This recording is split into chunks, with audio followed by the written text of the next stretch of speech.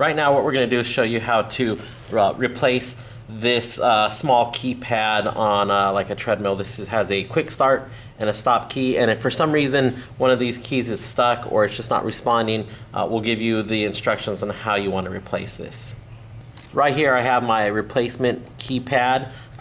You look on the back, you'll see it still has the little protective paper here where the adhesive is. We don't want to take it off quite yet. What we want to do before we go and install this is you want to just first click on this and make sure you hear that it's clicking. Same thing with the quick start. Make sure that when you press it, you hear this click and you feel the click.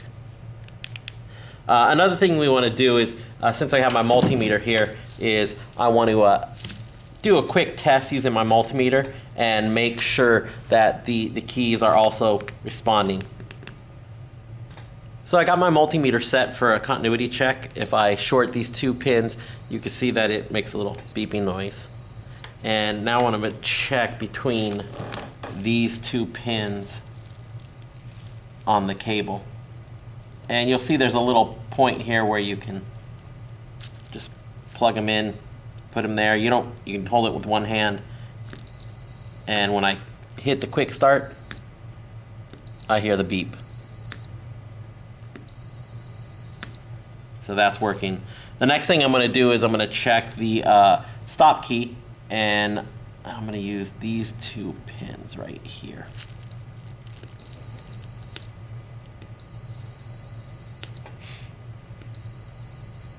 And that one's working. So right now I verified that this keypad is working.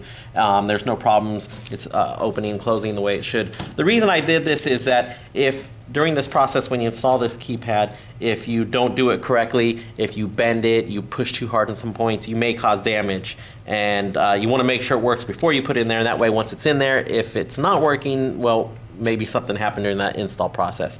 With what we're going to show you here today though, you shouldn't have any problems getting this installed. Next step we're going to do is we're going to remove this old keypad from the housing. It's probably the easiest thing to do is take this whole thing off like I have it here. If you try to install it in the machine, it's going to be kind of difficult. So take it off. In the long run, it'll save you some time. Using like a small screwdriver like this, I'm going to just kind of push in here. And remember, this is the old keypad. It's not working, so we're not too worried about trying to save it or anything. So we're gonna just jam this in here and push the old keypad out.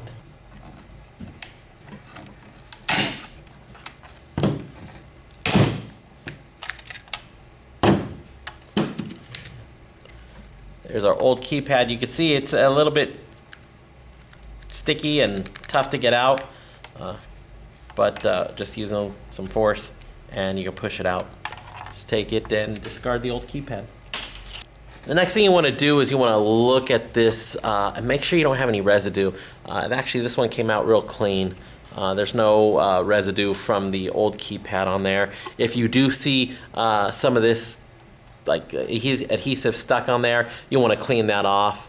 Next thing I'm going to do is I'm going to use this alcohol wipe and I'm going to clean this surface just to make sure it's completely clean and that nothing is, there's no residue or anything else left behind that will stop the adhesive from working. And then before I install this keypad, I want to wait till it's completely dried. Okay, the next thing I'm going to do is I'm going to take off this adhesive. And actually, before I do that, the one thing I want to highlight is you don't, when we put this in here, we don't want to force, like press down on this whole keypad. Really, all we're going to do is kind of go around the edges here and a little bit in the middle, just to make sure the adhesive is adhering to the plastics. The other thing you'll notice is if you look, let's see, right here, this little hole right here is actually a vent, and if you look on our plastics right here, there is also a little hole, and that vent needs to line up with the hole in the plastics right here. If it doesn't, you may run into like a vacuum situation where you press it, maybe the air rushes out, and then the keys don't want to pop back up because you've plugged the hole for the venting of the air. So you want to make sure those are also lined up.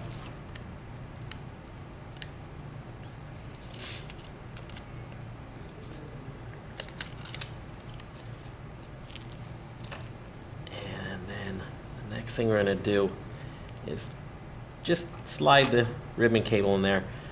This ribbon cable can be a little bit sensitive. I mean, it can handle some moving around, but just be mindful of it as you're putting this on, not to kind of yank or tear the cable.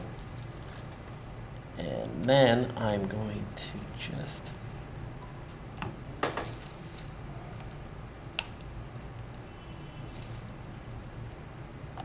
put this in there, and you can see it lines up pretty good.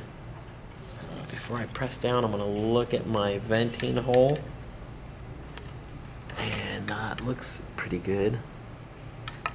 The holes there with this hole. The next thing, as I mentioned earlier, is we're not going to just push down on this to make sure it's on there. We're just going to kind of push around the edges here, just like this. And then come up a little bit on the inside.